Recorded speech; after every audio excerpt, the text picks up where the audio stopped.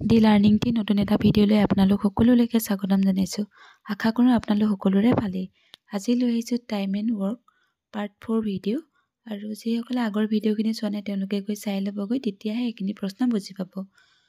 আৰু এইখিনিতে জনাওঁ যে আপুনি যদি আমাৰ চেনেলটোলৈ প্ৰথমবাৰৰ বাবে আহিছে তেনেহ'লে চেনেলটো ছাবস্ক্ৰাইব কৰিব, তেতিয়াহে এনেধৰণৰ নতুন নতুন ভিডিঅ' পাই থাকিব। তেনেহ'লে ব'লক আজি ভিডিঅ'টো আৰম্ভ কৰোঁ।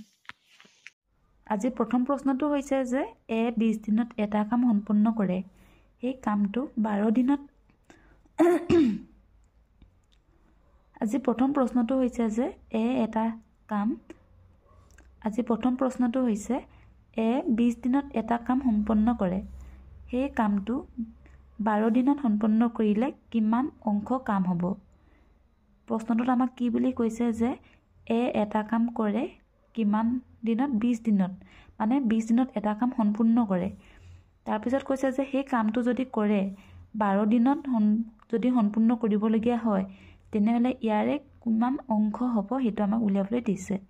এতিয়া আমি এইটো প্ৰশ্নৰ উত্তৰ কেনেকৈ কৰিম, অকল যে একেটা ফৰ্মুলাতে উত্তৰ উলিয়াব লাগিব সেইটো নহয়।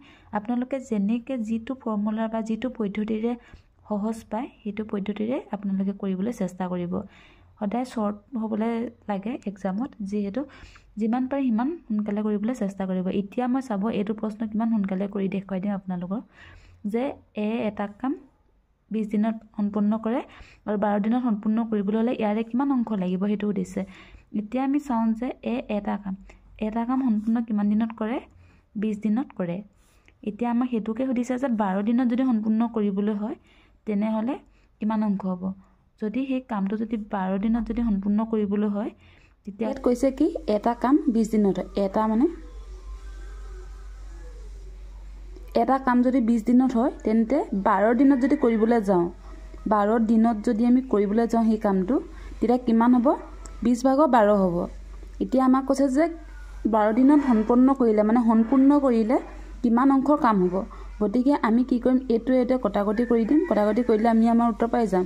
4 বাৰ যাব, 4 3 গুণ 12, 4 5 গুণ 20। গতিকে এতিয়া আমাক কৈছে যে কিমান অংশৰ কাম হ'ব। অপশ্যন কিমান পালোঁ, 3/5। গতিকে অপশ্যন 3 নম্বৰটো হৈছে ইয়াৰ শুদ্ধ উত্তৰ। কিন্তু এইটো কথা এনেকৈও কৰিব পাৰে যে এইটো ডাইৰেক্ট এনেকৈ নাপাতি মই আৰু এবাৰকৈ পাতিব পাৰে যে এটা কাম কি কৰে 20 দিনত কৰে। এটা কাম কৰে কিমান, 20 দিনত কৰে, কি হ'ব, 1/20 হ'ব। এটা কাম যদি 20 দিনত কৰি শেষ কৰিব পাৰে তেন্তে 12 দিনত কৰিবলৈ হ'লে কিমান অংশ কাম হ'ব আমাৰ সেইটোৱে উলিয়াবলৈ দিছে। একেটাই হয় এইটোৰ দৰে, মই ইয়াত এনেকৈ ডাইৰেক্ট পাতি দিছোঁ আপোনালোকক যে এটা কাম 20 দিনত কৰে আৰু সেই কামটোকে যদি 12 দিনত যদি কৰিবলৈ যায় তেতিয়া কি হ'ব, 1/20 × 12। এইটো নহ'ল জানো। আৰু এইটো যদি এইটো হৈছে তলৰ সংখ্যা, গতিকে এইটো আমি 20 পাতিলোঁ। 12 আৰু 1 যদি আমি পূৰণ কৰি দিওঁ তেতিয়াহ'লে আমি কিমান পাম, 12 পাম। গতিকে এই দুটা যদি পূৰণ কৰি যদি ওপৰে যদি পূৰণ কৰি এইটোৱে পাওঁ, একেটাই হ'ল। এইটো ইয়াত একেটাই ওলালে।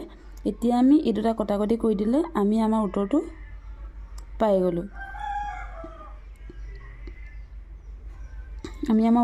একেটাই হয়, সেইকাৰণে এনেকৈ মাত্ৰ আপোনালোকে বুজি পাব লাগে বস্তুটো, আৰু বুজি পাই পিনি প্ৰশ্নটো কৰিবলৈ চেষ্টা কৰিব। এনেকৈ কৰিলেও হ'ব, আপোনালোকে এনেকৈ কৰিলেও হ'ব। এইটো কৰিলে যে এটা কাম 20 দিনত কৰিলে 1/20 কৰিল, আকৌ সেই কামটোকে যদি 12 দিনত যদি কৰিব যাওঁ তেতিয়াহ'লে 1/20 × 12।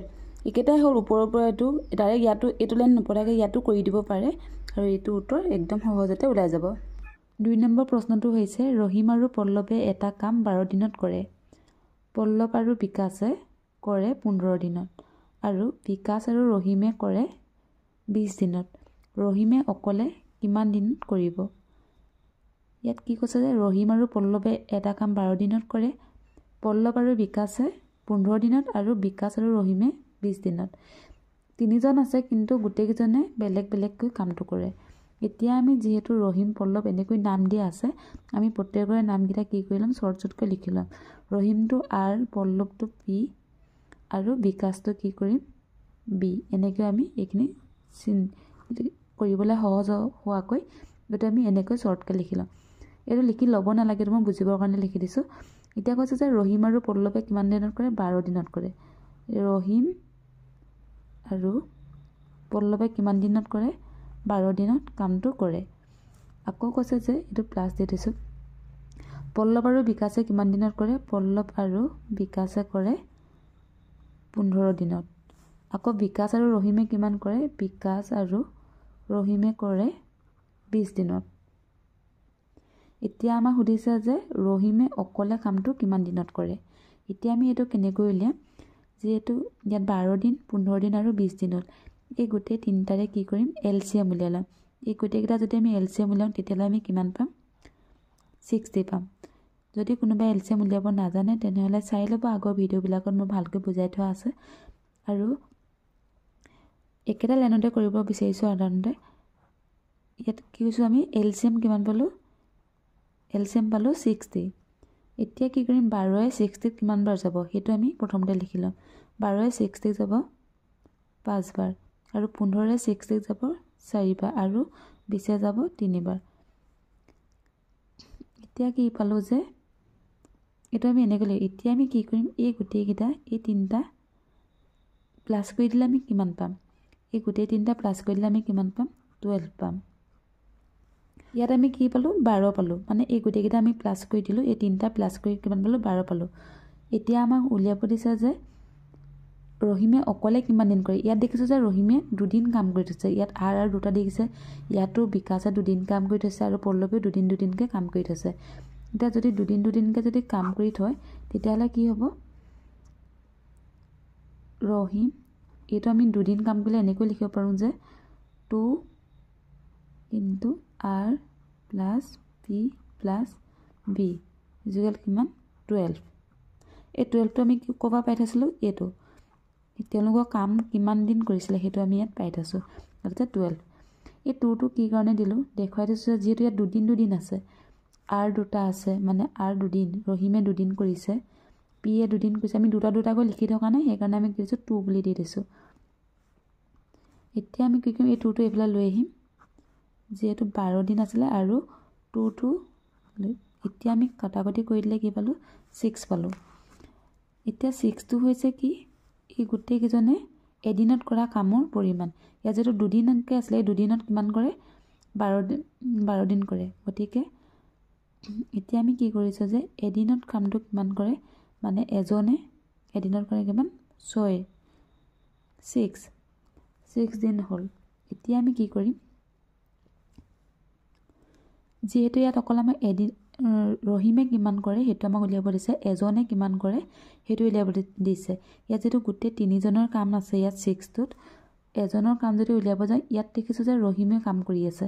এই প্ৰথমটোত দেখিছোঁ যে ৰহিমে কাম কৰিছে, কিন্তু এইটো লাইনত কি কৰিছে? ৰহিমে কাম কৰা নাই। ৰহিমৰ যিহেতু ইয়াত কাম কৰা নাই, গতিকে এই দুজনৰ কামৰ পৰিমাণ কিমান আছে? 4 আছে।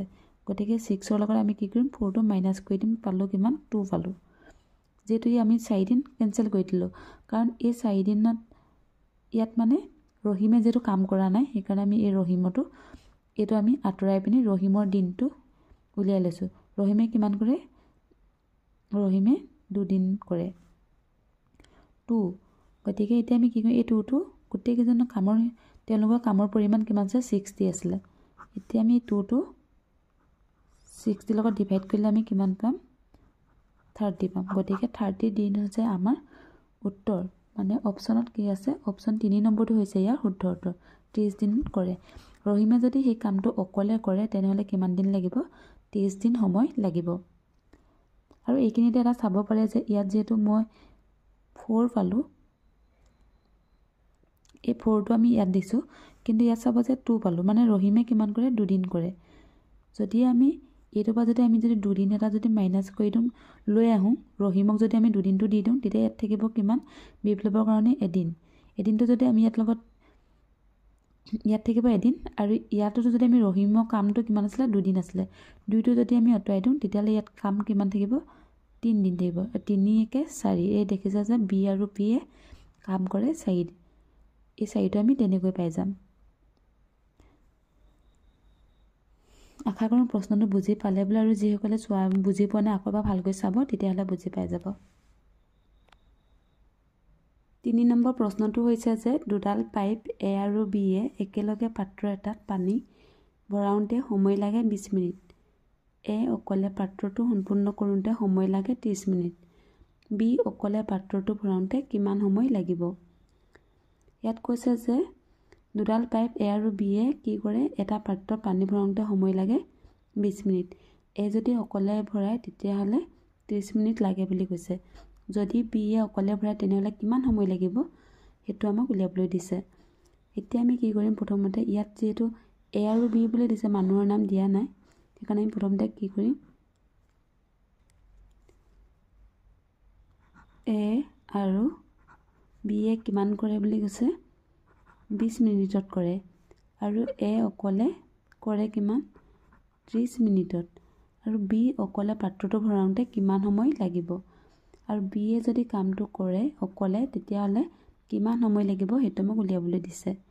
গতিকে আমি এতিয়া এইটো কি কৰিম, এনেকুৱা ধৰণৰ প্ৰশ্নবিলাক আগতে এনেকুৱা ধৰণৰ প্ৰশ্ন এটা দিয়া আছে আগৰ ভিডিঅ'ত, যিসকলে চোৱা নাই চাই ল'বগৈ।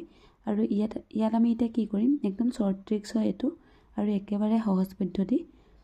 কি কৰিম, প্ৰথমতে এই দুটা ইয়াতে A আৰু B কিমান কৰে, 20 মিনিটত কৰে, আৰু A অকলে কিমানত কৰে, 30 মিনিটত।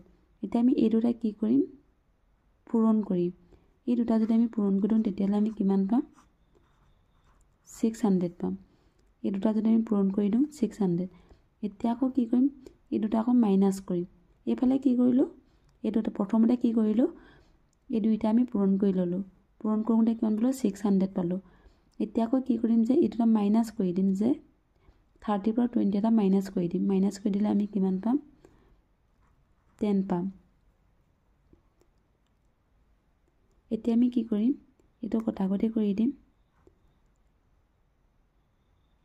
0 0 কাটি দিলোঁ, আৰু কিমান থাকিলে, 60 থাকিলে।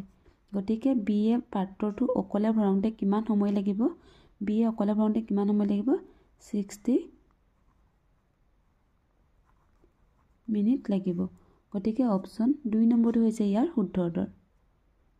দেখিলে কিমান সহজ আৰু কিমান সোনকালে হ'ব। গতিকে আপোনালোকে এনেকুৱা ধৰণৰ প্ৰশ্নবিলাক প্ৰেক্টিছ কৰি থাকিব।